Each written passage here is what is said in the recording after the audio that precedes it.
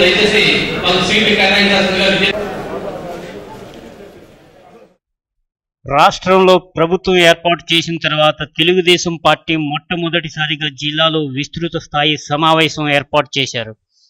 శ్రీకాకుళం పట్టణంలో స్థానిక అంబేద్కర్ ఆడిటోరియంలో ఈ సమావేశం ఏర్పాటు చేయడం జరిగింది. రాష్ట్ర కార్మిక ఉపాధి శాఖ మంత్రి కింజరాపు అచ్చెన్నాయుడు ముఖ్య అతిథిగా పాల్గొన్నారు. దిగువ స్థాయి కార్యకర్తలకు మాట్లాడే అవకాశం కల్పిస్తూ ఒక నిర్మాణాత్మక సలహాలు సూచనలు ఇవ్వవలసిందిగా మంత్రి కోరారు. ఈ సందర్భంగా పలువురు టీడీపీ కార్యకర్తలు మాట్లాడుతూ సమావేశాలకు కార్యకర్తలందరికీ పిలుస్తూ రిజిస్టర్ మెయింటైన్ చేయాలని, మంత్రి నుండి ఎమ్మెల్యే సర్పంచ్ కార్యకర్తల వరకు సమన్వయంతో పనిచేసేలా చూడాలని నాయకులను కోరారు. ప్రభుత్వం సంక్షేమ పథకాలు తప్పుదోవ పట్టకుండా చూడాలని, తప్పు చేసే వారిని శిక్షించాలని కోరారు.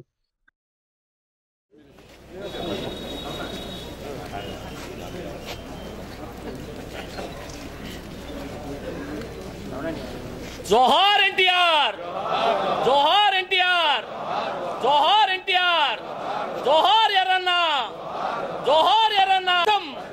నారా చంద్రబాబు నాయకత్వం, నారా చంద్రబాబు నాయకత్వం, నారా చంద్రబాబు నాయకత్వం.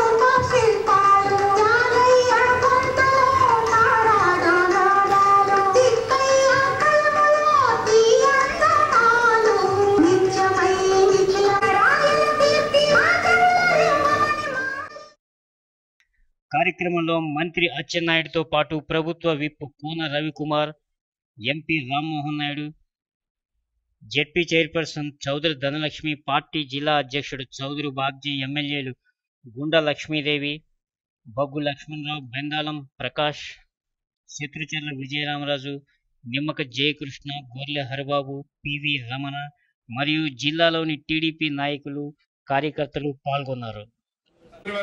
శాసనసభలో ఆయనకంటూ ఒక ప్రత్యేకతను సంతరించుకోవడం మన జిల్లా తెలుగుదేశం పార్టీ తరఫున ఆయనకి అభినందనలు తెలియజేస్తున్నాం. తీసుకెళ్తామని చెప్పిన క్రీస్తుదేశులు ఎర్రన్నాయుడు గారి తనయులు, శ్రీకాకుళం పార్లమెంటు సభ్యులు, మాజీ మంత్రివర్యులు, గౌరవనీయులు, నీతికి నిదర్శనం పాతపట్నం నియోజకవర్గ తిప్పిన సంగతి మీకు అందరికీ తెలుసు.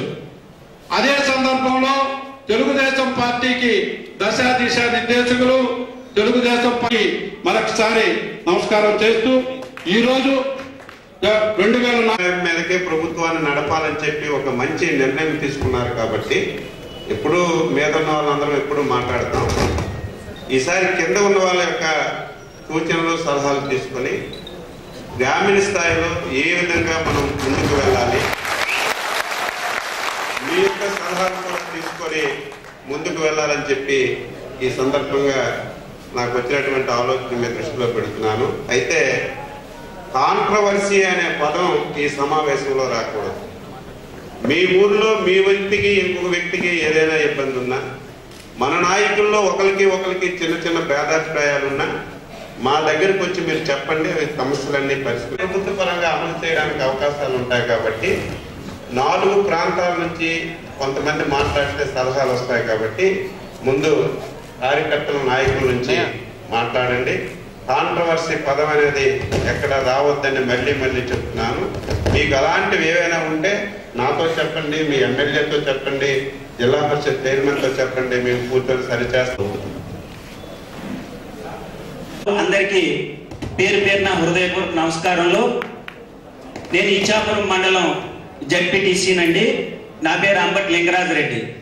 అయితే గత 10 సంవత్సరాలు కాంగ్రెస్ పార్టీ అధికారంలో ఉండేటప్పుడు నాది ఈదుపురం గ్రామం అండి. కాంగ్రెస్ పార్టీలో నరేంద్ర యాదవ్ డిసిసి ప్రెసిడెంట్. అక్కడ ఈదుపురం నుండే మేము ఇప్పుడు ఇప్పటి వరకు ఫైట్ చేస్తూ ఆయన బ్రదర్ పై కూడా నేను జెడ్పీటీసీగా గెలుపొందాను. మా ఎమ్మెల్యే గారి నుండి కూడా మాకు ఫుల్ సపోర్ట్ కావాలండి. ఎందుకనంటే మరి అక్కడ పార్టీ లీడ్ చేయాలని అంటే మరి జిల్లా నాయకుల దృష్టిలో కూడా పెట్టాము. మరి సంబంధిత గ్రామాల నుండి కూడా ఎవరైతే రికమెండ్ చేస్తే అదే పేరుని అక్కడ ప్రపోజ్ చేయగలిగే అనుకుంటున్నాను. ఎవరు వచ్చారో లేదని చెప్పి మనం రిజిస్టర్ మెయింటైన్ చేసేవాళ్ళం అండి. మరి ఈ సమావేశం జరిగింది మొట్టమొదటి సమావేశం. అలాంటి రిజిస్టర్ లేదు, ఎవరు వచ్చాడో చూసే పరిస్థితి లేదు, చూసే పరిస్థితి లేదు. కాబట్టి ఈ సంస్కృతి కాంగ్రెస్ సంస్కృతి కాదండి, మన సంప్రదాయమైనటువంటి తెలుగుదేశం సంస్కృతి కాదండి. కాబట్టి ఎక్కడి నుండి అయినా దయచేసి ఏ కార్యకర్త వచ్చాడో లేదనేటువంటి ఆహ్వానితులు వచ్చారా లేదా ఈ విషయాన్ని కూడా రిజిస్టర్ మెయింటైన్ చేయించవలసిందిగా నేను జిల్లా సాంస్కృతిక విభాగం అధ్యక్షుడు అండి. మరి ఈసారి వచ్చాను, మరి మనం చూసే పరిస్థితి లేకపోతే ఎవరు చూడలేదు, నేనే రాను. మనసులో కూడా దయించి నా మనవి అందుకే చెప్పొచ్చో లేదో తెలియదు, కానీ నా మనం మొదటే అంటే తప్పు ఉంటే మొదట తిట్టుకుంటేనే పరిష్కారం ఉంటుంది. ఎందుకంటే 2 సార్లు 3 సార్లు చేస్తే తప్పు కంటిన్యూ అవుతుంది. కాబట్టి చెప్పడానికి సాహసించాను. నేను ఒకటే మీ అందరికి తెలియజేస్తున్నాను, ఈ రోజు అధికారంలోకి తెలుగుదేశం పార్టీ వచ్చిందంటే దానికి ప్రధానమైనటువంటి కారణం కార్యకర్తలే. రేపు ప్రభుత్వం కూడా కార్యకర్తల యొక్క అభిప్రాయం మేరకే, కార్యకర్తల యొక్క ఆలోచన మేరకే నడుచుకుంటుంది. అలాగని చెప్పి ఎక్కడ కూడా అవినీతికి తావివ్వకుండా చట్టానికి లోబడి వీలైనంత వరకు పేదవాడికి న్యాయం చేయడానికి మనందరం కూడా కృషి చేయాలి. ఎందుకంటే గత 10 సంవత్సరాల పరిపాలన గురించి రాష్ట్రం, గ్రామం, దేశంలో ఎక్కడికి వెళ్ళినా సరే అవినీతి అనే పదం ప్రతి వారు కూడా వాడుతున్నారు. అంటే ప్రభుత్వాన్ని అంతా భ్రష్టు పట్టించారు. మనం మళ్ళీ తప్పు చేయకుండా డెమోక్రటిక్ గా ప్రజాస్వామ్యబద్ధంగా మనం పరిపాలన అందించి కార్యకర్తలు బలోపేతం అని చంద్రబాబు నాయుడు గారు చెప్పారు.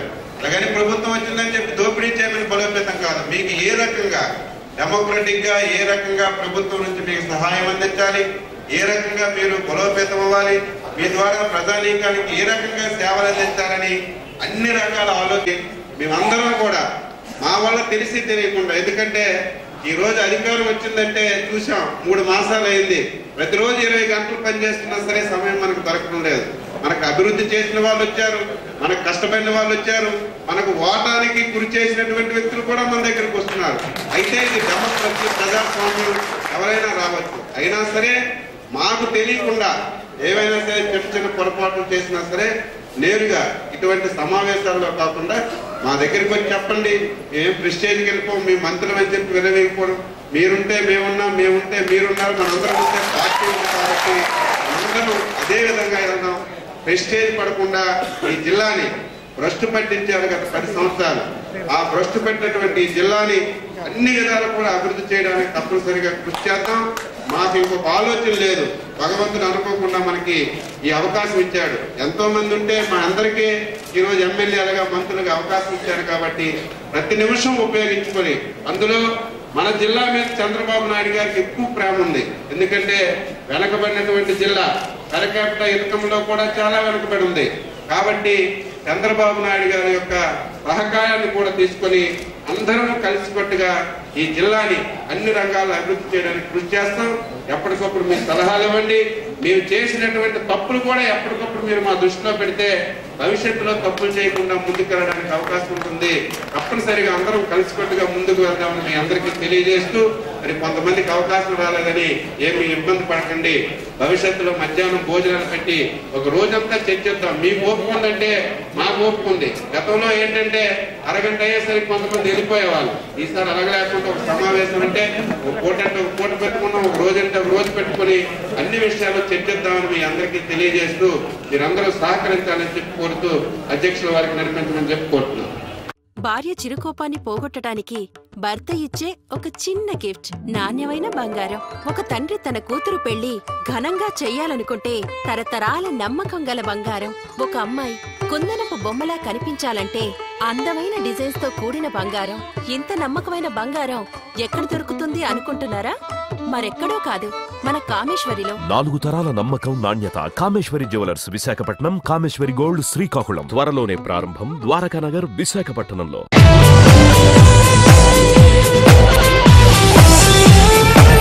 రాజస్థాన్ నారీ సింగార్ సేల్. మా వద్ద మహిళలకు కావలసిన అన్ని రాజస్థానీ గాజులు, ఫ్యాన్సీ రబ్బర్ బ్యాండ్స్, వివిధ మోడల్స్ లో వేల రకాల హ్యాండ్ బ్యాగ్స్ లభించును. ఇంకా మా వద్ద bed sheets, pillow covers, cushion covers, sofa covers, divan sets, dining table క్లాత్లు, TV covers, Rajasthani salwar suits, అన్ని సైజుల నైటీలు, లేడీస్ టాప్స్, మగవారికి కావలసిన jeans, jean pants, cotton jeans, night pants, చిన్న పిల్లలకు డ్రెస్సులు, ఆట వస్తువులు, జైపూర్ మగవారి డ్రెస్సులు, డోర్ మ్యాట్స్, మీరింతవరకు చూడని నమ్మలేని వేల రకాల గిఫ్ట్ ఐటమ్స్ సరసమైన ధరలకు లభించును. 10 గంటల నుండి రాత్రి 9 గంటల వరకు. ఆదివారం కూడా షాప్ కలదు. వెంటనే విచ్చేయండి. రాజస్థాన్ నారీ Singar sale, rice millers association కళ్యాణ మండపం, కిన్నెరా టాకీస్ ఎదురుగా, జిల్లా పరిషత్ రోడ్. ఆనంద Sai sweets home and bakery, current office ఎదురుగా, జీటీ రోడ్, శ్రీకాకుళం. స్వచ్ఛమైన నేతితో తయారు చేసిన దాదాపు 200కు పైగా వెరైటీ స్వీట్స్, వెరైటీ పూతరేకులు, పచ్చళ్ళు, కేకులు, sugar free sweets, birthday items, అన్ని రకాల మిల్క్ షేక్స్ లభించును. అనుభవజ్ఞులైన పనివారి చేత తయారీ చేయించి మీ వివాహాది శుభకార్యాలకు కావలసిన ప్రధానం, సారే కార్యక్రమాలకు ప్రత్యేక స్వీట్స్ ఆర్డర్ పై సప్లై చేయబడును. శ్రీకాకుళం పట్టణంలో అతిపెద్ద sweets home and bakery Palakollu వారి Anand Sai sweets home and bakery.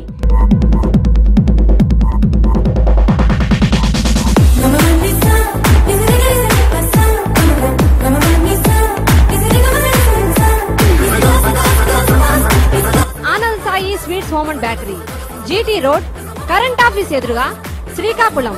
Phone 08942 228893 మరియు 2267777. మా వెబ్సైట్ www.anandsayisweets.com.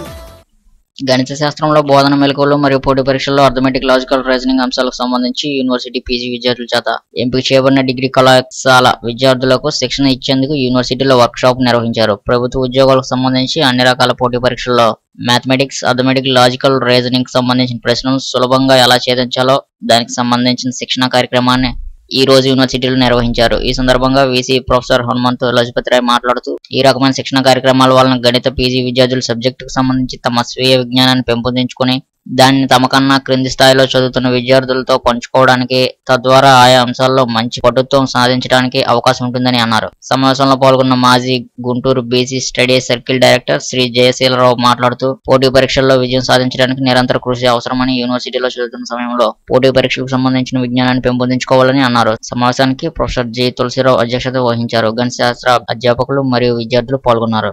అందరూ చూస్తుండగానే ఓ వ్యక్తిపై ప్రత్యర్థులు దాడి చేసిన ఘటన నల్గొండ జిల్లాలో జరిగింది. బాధితుడు కేకలు వేయడంతో దుండగులు అక్కడి నుంచి పరారయ్యారు. కొండమడుగు గ్రామానికి చెందిన సయ్యద్ కొంతకాలంగా హైదరాబాద్ లోని రెయిన్ బజార్ లో ఉంటున్నాడు. ఇతను ఆ కొండమడుగు గ్రామ పరిధిలోని వక్ఫ్ భూముల సంరక్షణ పెద్దగా వ్యవహరిస్తున్నాడు.